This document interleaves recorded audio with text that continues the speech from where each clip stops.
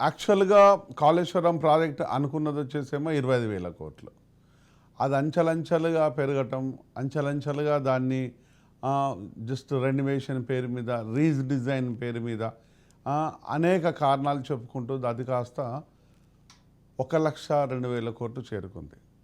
జనరల్గా డిస్కషన్ లోపల అనుకున్నది ఏంటి అంటే 96,000, 94,000, 98,000 మాత్రమే వచ్చేస్తుంది. సో మొదటి నుంచి కాంగ్రెస్ ఏం చెప్తుంది, 1,00,000 కోట్ల పైనే అని చెప్పింది. కానీ కాగ్ రిపోర్ట్ వచ్చిన తర్వాత చాలా క్లియర్గా ఇన్ఫర్మేషన్ వచ్చేస్తుంది. 1,02,000 కోట్లు కేటాయింపులు చేశారు, ఖర్చు చేశారన్నది.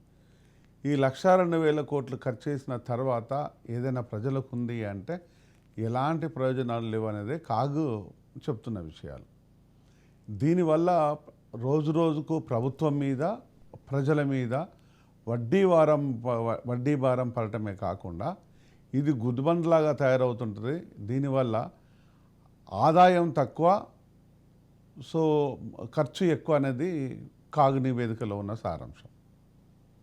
ఒకవేళ కనుక సగటున ఒక ఎకరా పొలాన్ని కనుక చూసినట్టయితే కాగు నివేదిక ప్రకారము ఒక 1,000-2,000 రూపాయలు కనుక ఇచ్చినట్టు అయితే వాటర్ వచ్చినా పర్వాలేదు. కానీ ఇక్కడ జరుగుతున్నది ఏంటంటే 7,000 పైసలకు డివైడ్ చేస్తే 7,000 పైసలకు ఎకరాకు. ఈ కరెంటు బిల్లు మాత్రమే ఖర్చు. ఇది నీళ్లు మొత్తం సప్లై చేయడం కోసం కాదు, ఓన్లీ కరెంటు బిల్లుకు మాత్రమే. అంటే ఇక్కడ ఏటా కరెంటు బిల్లులకు వచ్చేసి 10,000 కోట్ల పైన ఖర్చు వస్తుంది. దాంతోడు రెగ్యులర్ మెయింటెనెన్స్ అది 12,000 కోట్లు. అంటే ఇంత భారంతో బాధ్యత లేకుండా గత ప్రభుత్వం ఎందుకు ఇలాంటి నిర్ణయాలు చేసింది అంటే దానికి ఆన్సర్ లేదు. ఇక దీనికోసం అంత డబ్బులు ఎక్కడి నుంచి సేకరించారంటే కార్పొరేషన్స్ ద్వారా రకరకాల కార్పొరేషన్లు పెట్టేసి కార్పొరేషన్లను కులాలకు లేకపోతే ఆయా అభివృద్ధి పనులు చేస్తున్నామని చెప్పేసి అక్కడి నుంచి డబ్బులు తీసుకొచ్చేసి ఇక్కడ ఖర్చు చేస్తున్నట్టు చూపించారు. అంటే ఈ విధమైన దుబారా ఖర్చు అందామా, లేకపోతే లెక్కలేనితనం అందామా, లేకపోతే అధికారం ఇంకా మేము ఒక 30 ఏళ్ళ దాకా మేమే ఉంటాం కాబట్టి మమ్మల్ని అడిగే వాళ్ళు ఎవరు ఉండరు, మేము మాత్రమే రారాజులం మహారాజులం అనే ఒక అహంకారపూరితమైన విషయం అనేది కూడా తెలియదు. ఏదేమైనా కేసీఆర్ గారు పదే పదే గొప్పగా చెప్పే ఈ ప్రాజెక్టు విషయం లోపల మరి ఎందుకు ఈ మధ్యలో దాని గురించి మాట్లాడడం, కేసీఆర్ గారు కావచ్చు లేకపోతే బీఆర్ఎస్ పార్టీ నేతలు కావచ్చు, ఈ కాళేశ్వరం ప్రాజెక్టు ముందు పెట్టుకొని ఓట్లకు పోతారా అంటే లేదు. ఇది చాలా క్లియర్గా ప్రశ్నిస్తుంది కాంగ్రెస్. అంటే ఇంత ఇబ్బందులు ఉన్నా కూడా చాలా సింపుల్గా మొన్న కేసీఆర్ గారు ఆ భాష ఏదైతే ఉన్నారో నల్గొండలో ఉండే భాష, అది బాధాకరమైన విషయం.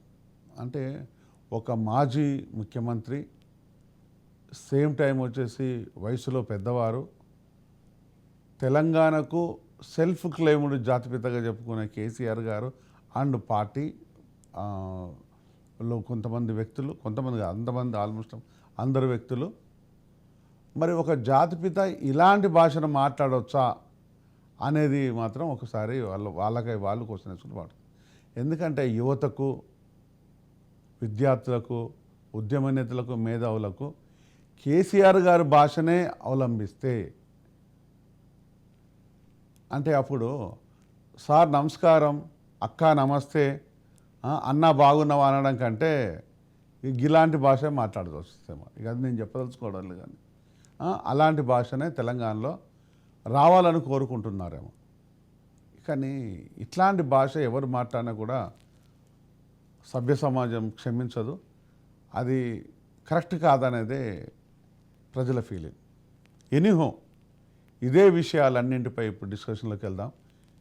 ఇప్పుడు ప్యానల్లోకి జాయిన్ అవుతున్న వ్యక్తులు అల్జాపూర్ శ్రీనివాస్ గారు బీజేపీ నుంచి, అలాగే బీఆర్ఎస్ నుంచి గంధం రాములు గారు, కాంగ్రెస్ నుంచి మరికొద్దిసేపటి లోపల సైదా గారు జాయిన్ అవుతారు. అన్నా అందరికీ నమస్తే.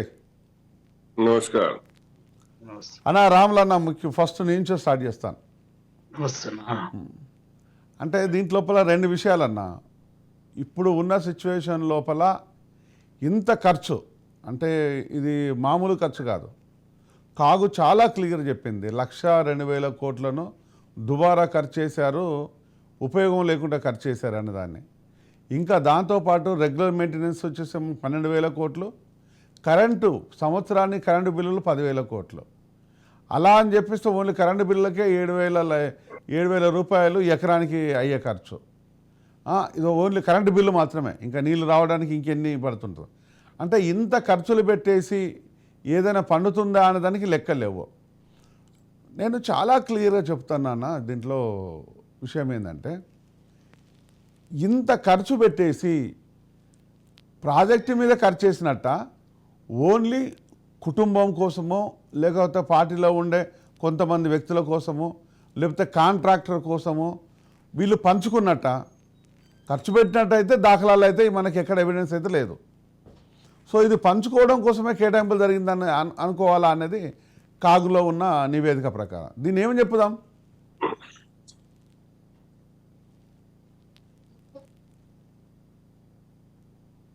అన్నా రామ్లన్న. ఓకే. రాజు ప్రేక్షకులకు ప్యానల్ పెద్దలకు మీకు నమస్కారం అన్న.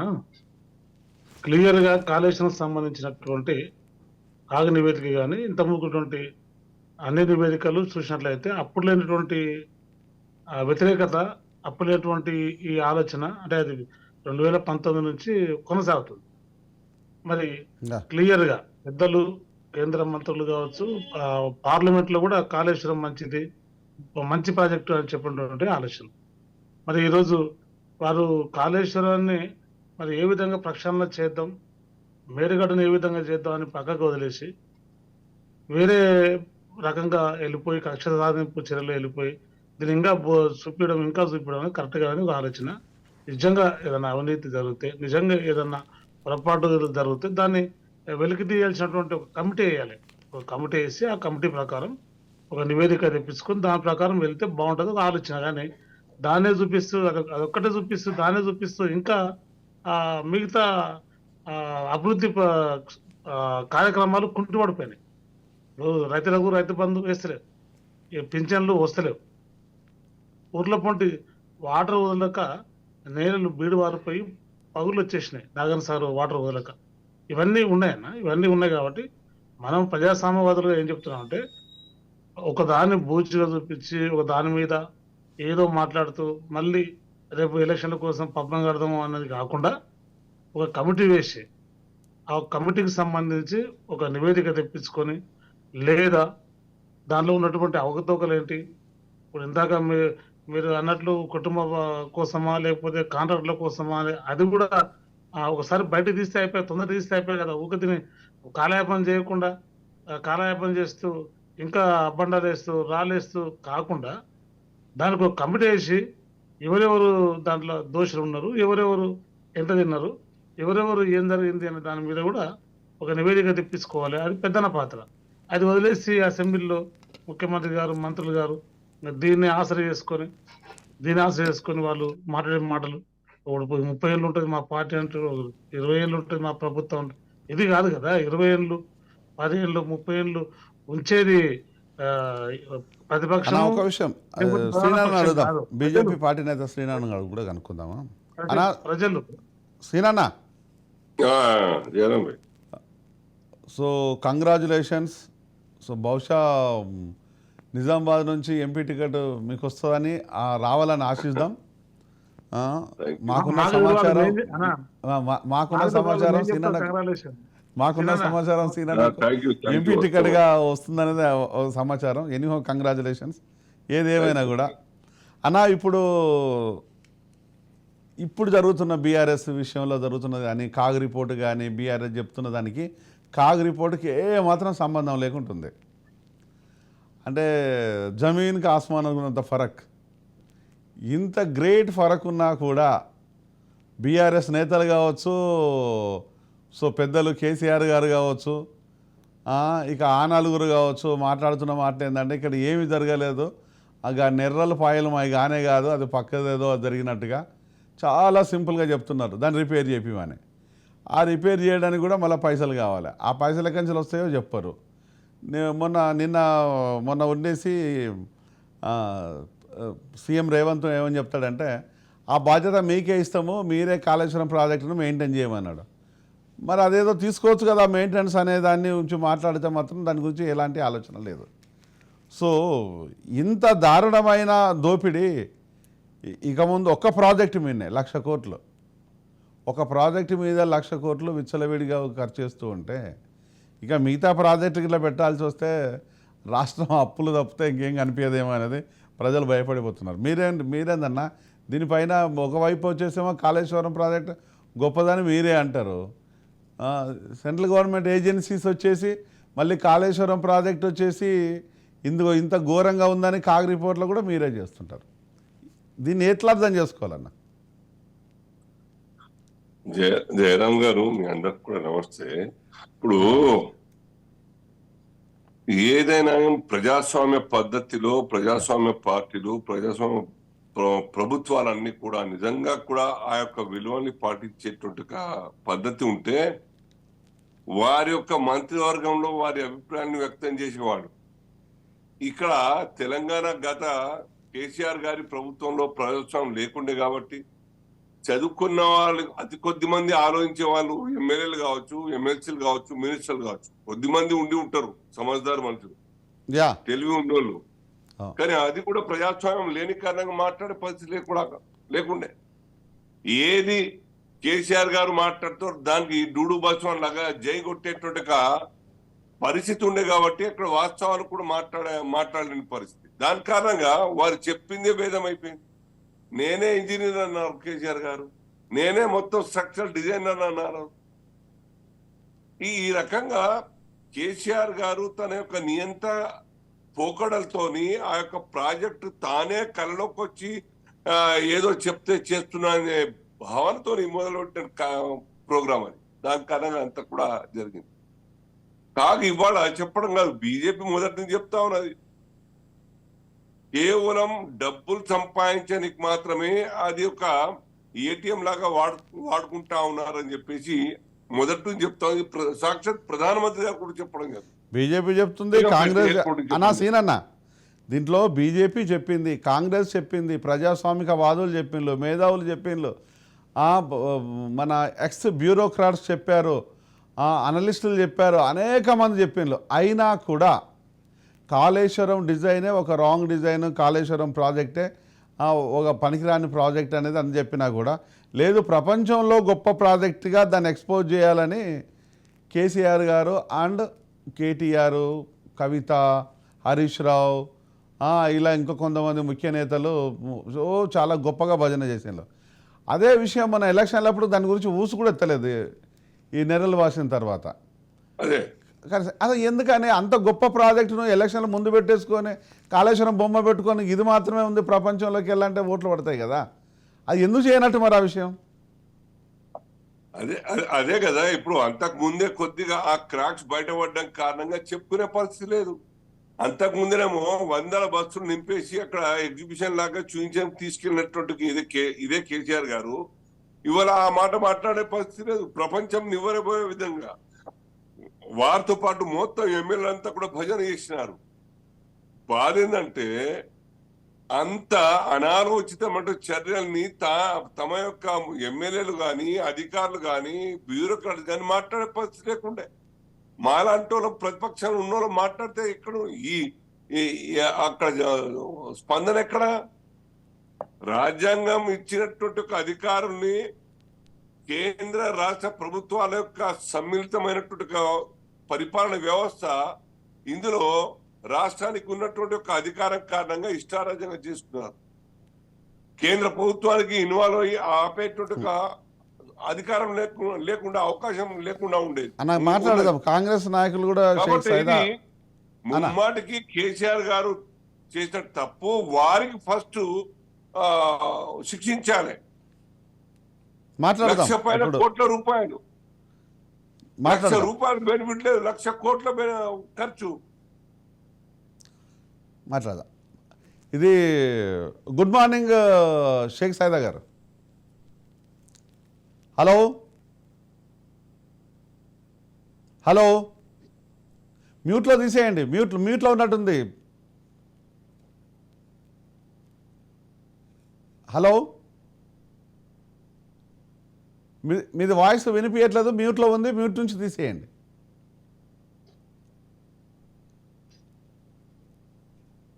మ్యూట్లో ఉంది. ఇప్పుడు అయ్యా గుడ్, చెప్పండి. ఇప్పుడు ఈ జరుగుతున్న ఈ సమస్యలు, ఈ కాగ్ రిపోర్టు, ఇంత కేటాయింపులు, ఒకవైపు వచ్చేసి కేసీఆర్ గారు అసెంబ్లీ రాకపోవటము, నల్గొండకు పోయి ఒకవైపు టెన్షను, ఫ్రస్ట్రేషను, డిప్రెషన్లో మాట్లాడటము, అంత పెద్ద వ్యక్తి అంత డిప్రెషన్లో పోవడానికి కారణం ఏంది? అంత టెన్షన్ క్రియేట్ చేస్తుందా కాంగ్రెస్ పార్టీ నుంచి మీరు? జయరామ్ గారు, మీకు ప్యానల్ ఉన్నటువంటి పెద్దలు, తెలంగాణ ఉద్యమ నాయకులు, బీఆర్ఎస్ నాయకులు గంధం రాములు గారు, అలాగే ఇప్పుడే మాట్లాడినటువంటి పెద్దలు బీజేపీ నాయకులు శ్రీనివాస్ గారు, అలాగే రాజ్ న్యూస్ వీక్షకులందరికీ కూడా శుభోదయం, నమస్కారం. ఈరోజు 2 తెలుగు రాష్ట్రాలనే కాదు, దేశవ్యాప్తంగా కూడా కేసీఆర్ అవలంబించినటువంటి ప్రజా వ్యతిరేక విధానాలు, అలాగే ప్రాజెక్టుల పేరుతోటి కాసులకి కక్కుర్తిపడి ఆయన చేపట్టినటువంటి కార్యక్రమాల మీద ఈరోజు దేశవ్యాప్తంగా ప్రజలు చర్చించుకుంటా ఉన్నారు. మాయ మాటలు చెప్పి, గారడి మాటలు చెప్పి తెలంగాణ ప్రజల్ని మోసం చేసినటువంటి కేసీఆర్, ఇందాకే పెద్దలు శ్రీనివాస్ గారు చెప్పినట్లుగా ఇది కాళేశ్వరం ప్రాజెక్టు కాదు, కమిషన్ల ప్రాజెక్ట్ అనేటువంటి విషయం మొట్టమొదటిసారిగా కాంగ్రెస్ పార్టీ మరి గలవిప్పినటువంటి విషయం మనం చూసాం. ఈరోజు స్పష్టంగా 2000 మొన్న జరిగినటువంటి ఎన్నికలకు సంబంధించి ఎన్నికల ముందే మేడిగడ్డ ప్రాజెక్ట్ కూలిపోయినటువంటి సందర్భం, కనీసం ఆ ప్రాజెక్ట్ ని సందర్శించడానికి కూడా వెళ్ళనీయకుండా పోలీసులతోటి భారీ బంద్ ఏర్పాటు చేసి ఏ విధంగా కాంగ్రెస్ నాయకుల్ని, మా రేవంత్ రెడ్డిని ఏ విధంగా నిర్బంధించారో మీరు చూశారు. అవును. ఈ రోజు ఈ 5 సంవత్సరాల పరిపాలన తర్వాత కేసీఆర్ గారి యొక్క పాలన డొల్లతనం చాలా స్పష్టంగా కనిపిస్తున్నటువంటి విషయం మనం గమనిస్తా ఉంది. దాదాపు 85,000 కోట్ల రూపాయలతో ప్రారంభించినటువంటి ఈ ప్రాజెక్ట్ ఈ రోజు 1,47,000 కోట్ల రూపాయలు చెందిందంటే ఇంతకంటే అవినీతి ఏదైనా ఉందా అని చెప్పి నేను అడుగుతా ఉన్నా.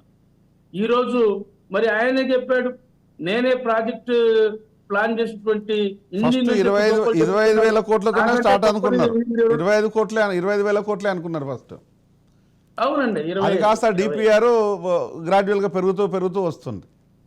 రీడిజైన్ ఇప్పుడు సిడబ్ల్యూసి సెంట్రల్ వాటర్ కమిషన్ యొక్క అనుమతి కూడా లేకుండా వాళ్ళు ఇష్టానుసారంగా ఆయన చెప్పిందే శాసనం, చేసిందే వేదం అన్నట్లుగా కేసీఆర్ గారు ఇంత దుర్మార్గంగా పరిపాలన చేసినటువంటి విషయం చూశాం.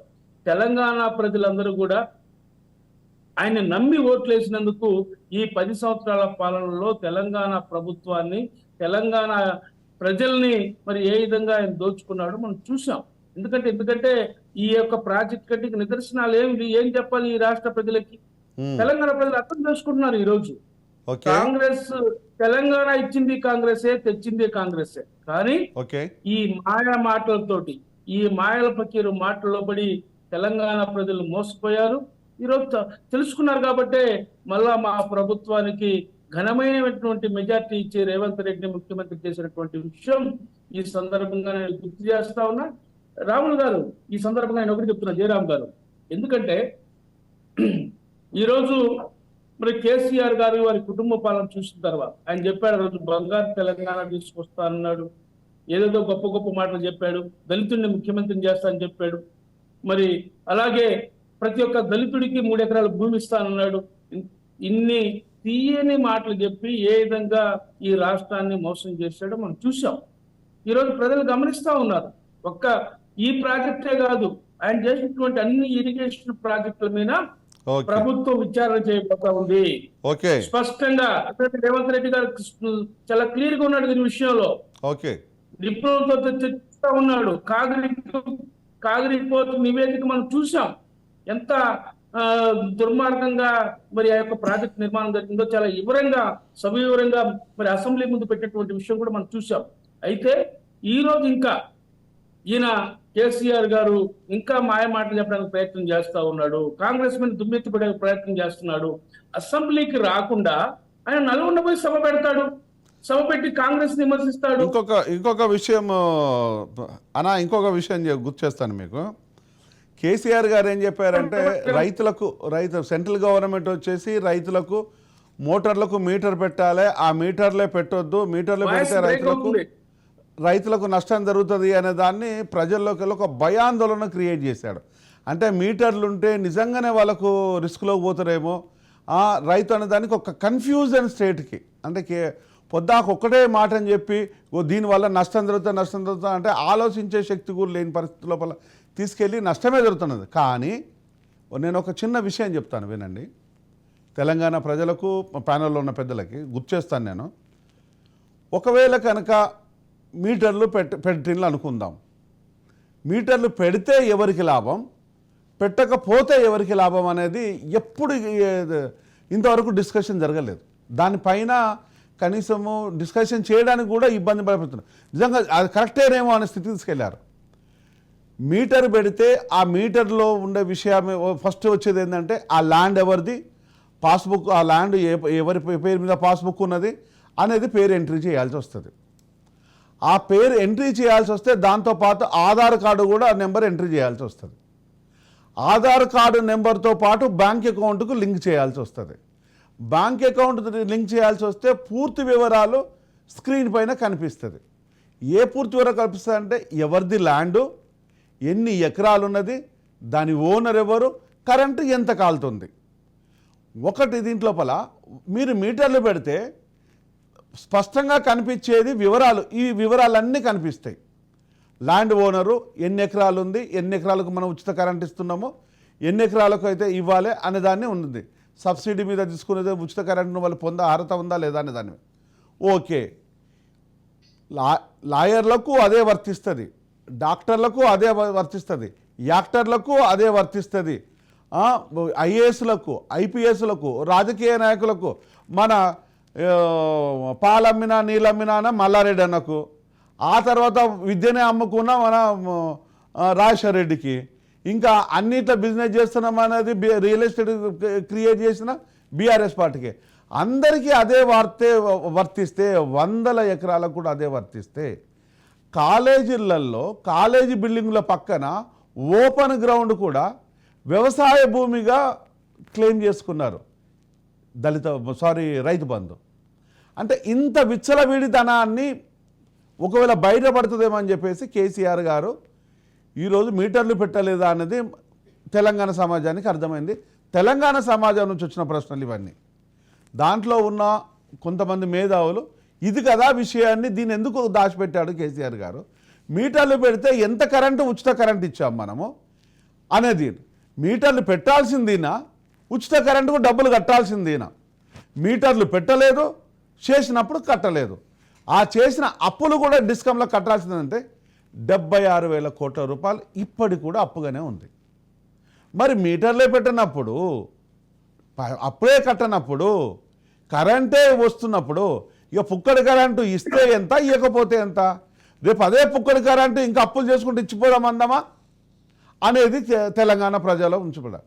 విద్యార్థుల నుంచి వచ్చిన ప్రశ్న ఏంటంటే దీనిపైన కేసీఆర్ గారు ఎన్ని లక్షల కోట్లు దీనిపైన ఉచిత మన రైతు బంధు పేరు మీద ఇచ్చాడు. సో ఎకరాకు ఎంత ఎకరాలు తీసుకున్నాడు, గ్రౌండ్లకి, ఇతరులకి, ఐఏఎస్లకు, ఐపీఎస్లకి, బ్యూరోక్రాట్స్తో పాటు సినిమా హీరోలకి, సినిమా హీరోయిన్లకు కూడా, రాజకీయ నాయకులకి, మరి ముఖ్యంగా కేసీఆర్ ఫామ్ హౌస్కు పారిన కరెంటు ఎంత లెక్కలు తీసినా కూడా మనం చెప్పాల్సిన పని లేదనేది ఈరోజు విద్యార్థి. మాకు మాత్రం ఉద్యోగాలు లేవు, ఇంత విచ్చలవిడిగా స్పాయిల్ చేస్తుంటే దాన్ని ఎవరు అడగరా అనే దాన్ని ప్రజలు ఉంచిన ప్రశ్న. దీనిపైన మీరేమంటారు రాములన్న? మీరు ఎంత పెద్దగా ఇంత పొడుగా మాట్లాడినా ఒకటే చివరిగా విచారణ చేపట్టండి అని చెప్తున్నా. దర్యాప్తు చేయండి. దోషులను పట్టండి. అంటే రాజకీయ నాయకుల మీద సమాజానికి చూపండి. విచారణలు ఉన్నాయనా లేకపోతే చూపండి. కేసులు ఉండవనా? ఇంకా రాజకీయ ఇవన్నీ నాయకులు అందరి మీద ఉత్తమాట కేసులు ఉన్నాయి, కాదు. అందరి మీద విచారణ ఉంది, ఇప్పుడు మాకేం జరుగుతుంది అని చెప్పడం ఉత్తమాటలు కాదు. అంత ధైర్యం. మీరు ఇవన్నీ అడగాల్సింది ఇప్పుడున్న ప్రభుత్వం. ఏం చేస్తుంది ఈ ప్రభుత్వం? మరి ఈ ఎక్కడెక్కడ డిపార్ట్మెంట్ లో ఫైనాన్షియల్ క్రైమ్ భారతదేశంలో చాలా సింపుల్ అన్న. విద్యుత్ సంబంధించినటువంటి ఇన్ని కోట్లు అన్యాయం జరిగినట్టు కదా. మరి మీరు ఏ ప్రభుత్వం ఏం చేస్తుంది, డిపార్ట్మెంట్ ఏం చేస్తుంది అని అడగండి, నివేదిక తెప్పించుకోండి. ఇప్పుడు ఒకరన్నా అరెస్ట్ చేసిండ్రా? ఇంకా పోయిన పాట పాత పాట వాడితే ఎట్లండి? ఈ 3 నెలలు కానికి వస్తుంది. రేపు 7 తారీఖు వస్తే 3 నెలలు, 90 రోజులు. ఇంకా వాళ్ళకి ఇంకా 10 రోజులు ఉంది. ఇప్పుడు ఒకవేళ ఇప్పుడు ప్రభుత్వం నడపడానికి ఇబ్బంది అయ్యి, చేతగాక, కన్ఫ్యూజ్ అయ్యి ఇవన్నీ మాటలు కాదు కదా. పాలన వదిలేసిండ్రు. ఇప్పుడు ఏ గ్రామానికి వెళ్ళండి, మీరు గ్రామాలకు వెళ్ళండి, తిడుతుండ్రు. అరే వాడే ఆయనే బాగుండే, ఏ వచ్చిండ్రు అని రకరకాలుగా అన్ని ప్రీ బాస్ పెట్టిన మహిళలు తిడుతూనే ఉన్నారు. చూస్తలేదా మనం? సోషల్ మీడియా మాధ్యమాలు తిడుతూనే ఉన్నారు. ఇప్పటికి ఎలక్షన్ పెట్టినా మళ్ళీ బీఆర్ఎస్ పార్టీ వస్తుంది. అంత వ్యతిరేకత 2 నెలలలోపు అంత వ్యతిరేకత వచ్చింది. అవన్నీ కప్పిపుచ్చడానికి ఇవన్నీ బయటికి మాట్లాడితే ఇంకా కుటుంబ పాలన, ఇంకా అభివృద్ధి. అదే పూర్తి అధికారం వచ్చింది వాళ్ళ చేతుల. 4th ఎస్టేట్ ఉంది వాళ్ళ చేతుల, లాండ్ ఆర్డర్ ఉంది వాళ్ళ చేతుల, జ్యుడిషియల్ ఉంది. టక పట్టుకొని బయటికి తీసి అరెస్టులు చేయొచ్చు కదా. ఊరికి ఈ లెక్కలు ఎక్కాలు వేసుకుంటూ కూర్చుంటే టైం వేస్ట్ అయిపోతుంది. రోజు వేస్ట్ అయిపోతున్నాయి కానీ దాని ఎలకలు కాదు కదా, కనీసం గడ్డిపోస కూడా వీకలేకపోతుంటారు. ఇవన్నీ కూడా అంశాలు ఉన్నాయి. సరే, ఏదో ఈ కుటుంబ పాలన, లేకపోతే దూరన, లేకపోతే బంగారు తెలంగాణ, దాచుకున్నాడు. ఫామ్ హౌస్కి ఏముంటుంది? ఫామ్ హౌస్ ఇంత ఇల్లు, దానిలో ఇంత మనిషి ఏముంటుంది? పెద్ద దాని ఫామ్ హౌస్ అంటే అర్థమైంది వ్యవసాయ క్షేత్రము. దాని ఫామ్ హౌస్ ఫామ్ హౌస్ ఉన్నాయని ప్రజలు అనుకోవట్లేదన్న. అమెరికాలో, లండన్లలో దాచిపెట్టిన అనేది అంటే తీయాలి. ఎలికి తీయాలి. ఇప్పుడు ఎలికి తీయాలి. కుగ్రామం నుంచి, ఒక కుగ్రామం నుంచి మొదలైన కేసీఆర్ గారి ప్రస్థానము ఒకవైపు పూల పానుపులు, గజమాలలు, పత్రికలలో ప్రకటనలు, దేశ్కి నేత ఆ నుంచి వచ్చేసి ప్రపంచ బ్యాంకుల చుట్టూ తిరగటము, దుబాయ్లలో ఫ్లాట్లు, కథా కార్ఖానా. ఫామ్ హౌస్లో ఉందని ఎవరు నమ్ముతం లేదు. ఫామ్ హౌస్ కాకుండా ఇంకేముందనేదే అందరికి తెలిసిన విషయం అనేది అందరు అనుకుంటున్న విషయం. సరే, ఏదేమైనా ఓకే అన్న. ఇప్పుడు కేసీఆర్ గారు మిమ్మల్ని ప్రిపేర్ ఏం చేసిందంటే, ఎట్లాగో దోసుకున్నాం అయిపోయింది రాబాయ్, ఇక చేసేది ఉండదు ఏమనంటే పట్టుకోమని. ఒకటి కేసీఆర్ గారు మిమ్మల్ని ఎట్లా ప్రిపేర్ చేస్తున్నాడంటే, అయింది పోయింది అమ్మా, ఇప్పుడు పైసలు ఉంటే పని చేయండి, లేదనుకుంటే వదిలిపెట్టండి, మేమే వస్తాం అని ఎటొచ్చి ప్రభుత్వాన్ని కూలగొయ్యాలి, లాక్కోవాలని తప్పితే ప్రజలను ఎట్లా కాపాడుకోవాలని లేదు. ఇదే ఉచిత కరెంట్ మీద అడుగుదాం ఒకసారి శ్రీనన్న.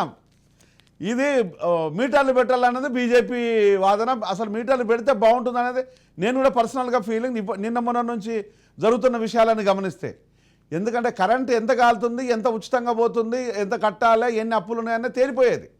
ఎవరెవరు కూడా కరెంటు దోపిడీ చేస్తున్నా కూడా తేలిపోయేది. ఈ మీటర్లు పెట్టలేదు అనే డ్రామా కింద ఇక్కడ కొన్ని వేల కోట్ల కరెంటును దోపిడీ చేసింది అనేది వాస్తవం. మరి ఈ వాస్తవాలన్నింటి విషయంలో మీరేమంటారు అన్న? మీరు మ్యూట్లో పోయింది.